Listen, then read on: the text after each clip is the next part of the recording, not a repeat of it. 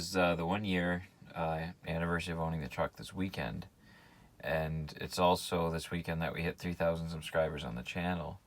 I think at 5,000 subscribers I'll probably do another giveaway thing. I had done hats at 1,000, and I had 67 people go into the giveaway or enter the giveaway, and I gave away 3 things, so that's almost a 5% chance of getting something.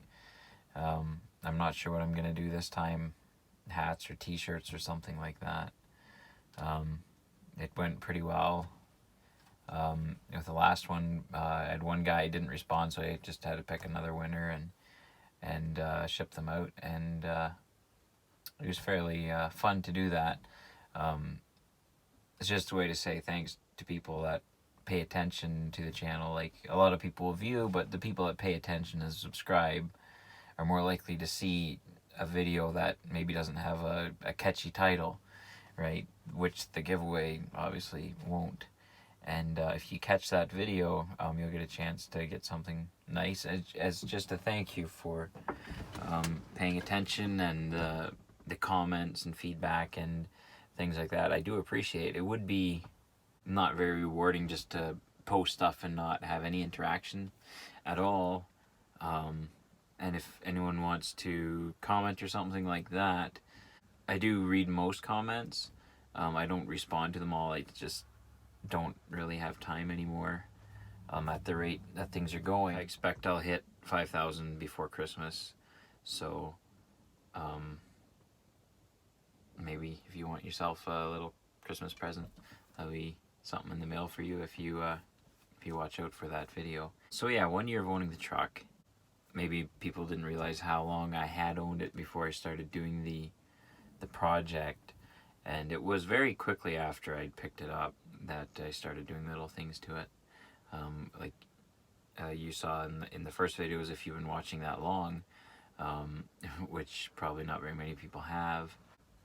There's been in the recent month, there's been probably a tripling of my subscribers, so there's a lot of those early videos that maybe many people haven't seen. And how it all began was I had been looking for trucks for a while, and I really wanted a Peterbilt, and I wanted a cab over, because 359s still tend to be fairly sought after, and there's a lot of them that are still on the road. Now there's a lot of older cab overs, and the demand for these older trucks is getting higher and higher. But really, cab overs, it takes a special kind of guy that wants a cab over. If you've ever driven one, and you might like them, but I think even if you like them, you'd probably have to admit that they're not the nicest trucks to run. And so there's a very large selection of older cab overs for sale that are just sitting around. And I had my eye on a pair of Kenworths from Seattle, and it was a good deal. It was a late 60s with a small cam Cummins. Actually, it was probably too old to have a small cam in it even. And a 4x4 twin stick. And a 76 flat top double bunk K100 with silver 8V92, a 13-speed. The one thing that really didn't sell it for me was it had the torsion bar suspension. So I had that combined with the fact that the trucking on them, if I had to bring in one at a time, it was just gonna be a fortune to bring something from Seattle to Ontario here. So very reluctantly I had to say no, and I was disappointed, but I kept my eye out, and one day I was on Kijiji, which is basically Canadian Craigslist, right? And I saw this truck, and I saw the ad, and I thought, well, here's a 359. It was in my budget, which I was surprised at, so I went to check it out, and then I saw 8V92, so that got me interested. I wasn't really even looking for a two-stroke at all, and I wasn't even looking for a twin stick. I just wanted a truck to do a project with, and I mean, it was, when I saw the Detroit and the twin stick, I'm really gonna have to check this out. So I went and showed it to Dad, and then he told me just to buy it. So the ad has been up for half an hour at that point. So I called the owner and I said I'd like to buy the truck. He said a couple details about it, and I just said, like, basically I want the truck. So the ad came down right away. I think probably within 45 minutes of him posting it, the ad was taken down, and within the next couple weeks I wanted to go and get it. The company I work for a fair bit that has flatbeds and like a drop deck, which would work fine. And so me and Dad went in that truck. It was the one that I drove for the company at the time, and we ran out running double, which was pretty cool to be able to do a trip like that with just me and him. And we ran out. I got the truck in Manitoba.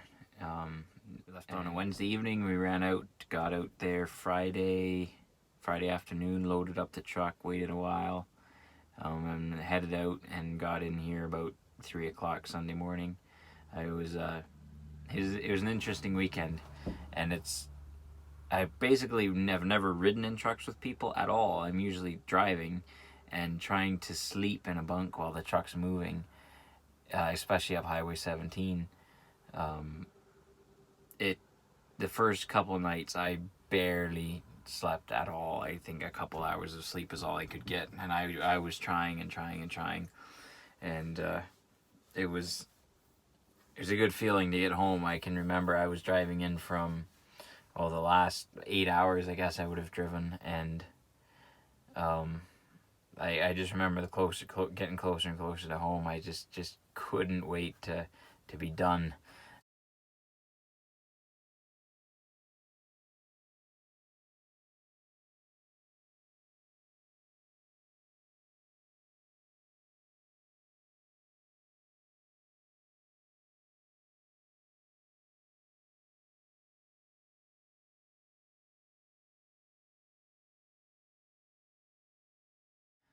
So then I'm not sure if before I had bought the truck or just after I had seen Twin Sticks videos on YouTube, which I'm sure pretty much everybody watching this has seen his stuff.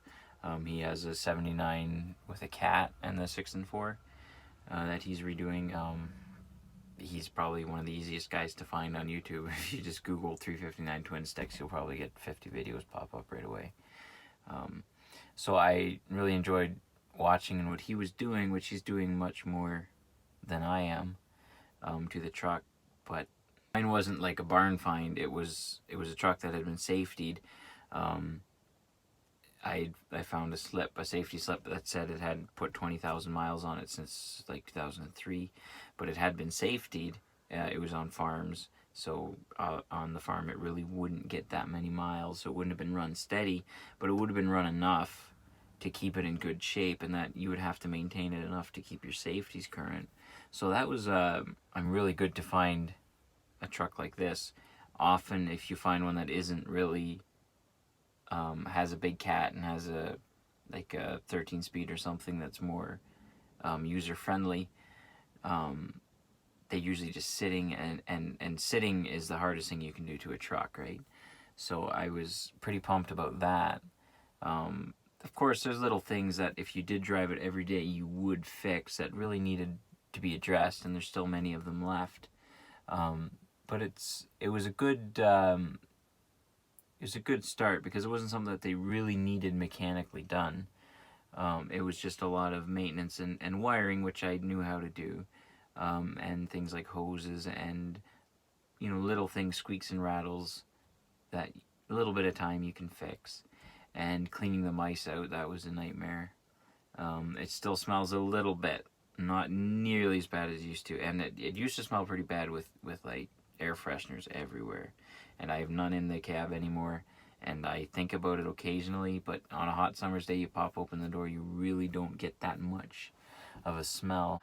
If you want to know things that I have done, I'll have a card pop up here that'll show you my most recent walk around, which I do from time to time just because not everybody watches everything, so I just do a quick overview of what has happened.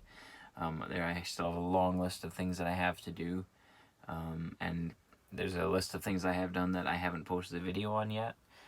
So that'll be coming up soon too. It's been a year, almost a year of the channel too, which has gone better than I had expected, to be honest. I thought maybe 1,000 subscribers in the first year would be an optimistic target, but now being where we are, it's surprising, and I'm genuinely blown away by it. That people pay attention and that they comment and the feedback, and you can tell when people are following the project, and it's really neat to see that. I just do this as a hobby, right? It's not really like if I did the project myself, I'd do it with or without videoing it, but it's fun to video it and post it and have people's feedback and reactions from it. It's just a little bit of an extra, and it also is good motivation to keep on going.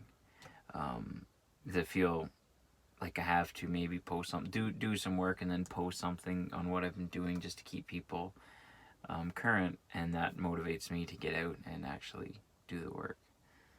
The polishing is something I'm trying to get into. I've been practicing on a couple trucks that we have, and I'm getting to learn more and more about how to do things and how not to do things, which is fairly important, and actually investing in the right equipment, which is a biggie. A lot of people think you can just take the buffer and bolt it onto an angle grinder and you've got a polishing setup, which is completely not the case. I can't believe I used an angle grinder as long as I did. It's just dangerous. Like, if you want to know the polisher I have videos of that too. I just don't have any real hands-on polishing content yet, but that should be coming.